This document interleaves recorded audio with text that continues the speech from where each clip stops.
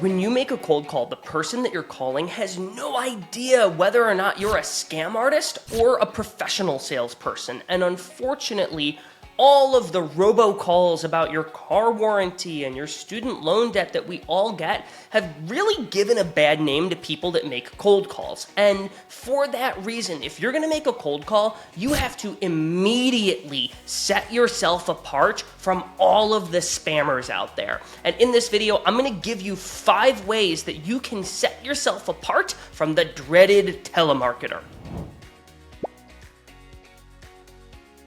All right, so the first one is assume that you have the right person on the other end of the line when they pick up. If you think about how a lot of sellers open their calls, the person answers and they say hello, and then the salesperson's like, hello, is this Dave? And then Dave's response is, yeah, what's this about? Or who's calling? Well, now you're on the defensive as the salesperson and it's already off to a bad start. Instead, just assume that you have Dave and get right into your opener. 1 time out of 20, you're gonna have Mark on the line instead of Dave, and it's gonna be a little awkward because they'll interrupt you being like, wait, I'm not the right person. But that's okay. I would rather have that 1 out of 20 awkward call than choose to make all of my calls awkward by asking if I got the right person every single time. So just assume that you've got the right person on the other end of the line. So now that we're assuming we have the right person, number 2 is tell them the reason that you called as part of your opener. And what this sounds like is not, hey, how are you doing today? Or hey, did I catch you at a bad time? Instead, it's they answer the phone and they go hello, and you say, Dave, I just finished reading the press release about the new office that you guys opened on Main Street. This is Nick Cegelski, and I know I'm calling you out of the blue right now. Do you mind if I take 1 minute? I'll tell you why I called you specifically, and then you can tell me whether or not it makes sense for us to chat further. What I've done here is I told him that I read that article about this opening on Main Street in the first couple words that I said. And so I'm immediately giving him context that this is not about the car warranty or the student loan, which is the prospect's fear when they hear someone that they don't know on the other end of the line.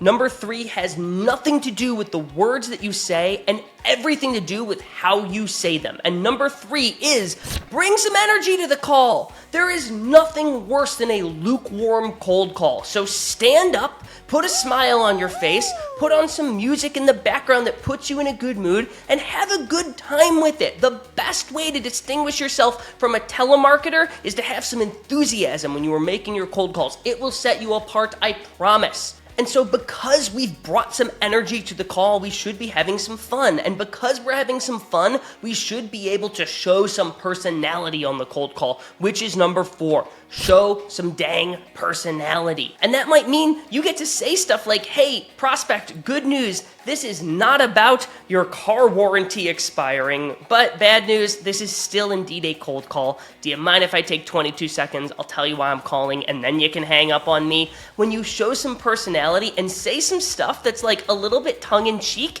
it totally sets you apart from the boring, uninspired telemarketers who aren't having a good time. So show some personality and have some fun.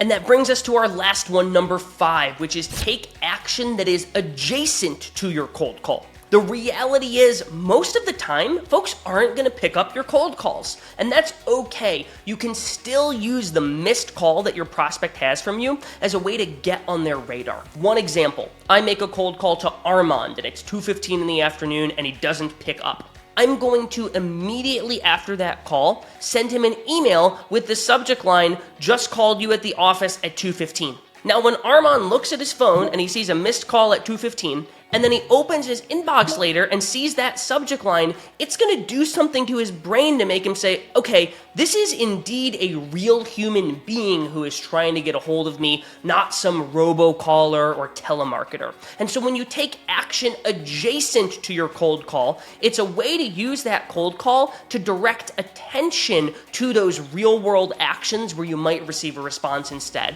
So think about using LinkedIn or email or Twitter as a way to get the attention of your prospect post cold call.